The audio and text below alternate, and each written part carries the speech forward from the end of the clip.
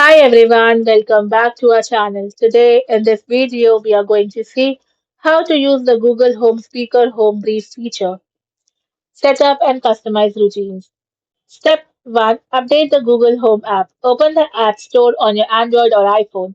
Now update the Google Home app to the latest version and sign in with the Google account used for your smart home.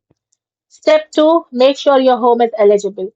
Your Google Home must be using the latest Gemini powered experience. Home Brief is currently available for eligible users with a Google Home Premium subscription. Step 3. Open the Activity tab. Launch the Google Home app and then tap the Activity tab at the bottom of the screen. Now, this section displays recent activity from your cameras, doorbells, sensors, and other connected smart devices. Step 4. View your home brief. At the top of the Activity tab, you will see the home brief summary. Tap it to view a daily overview of important events.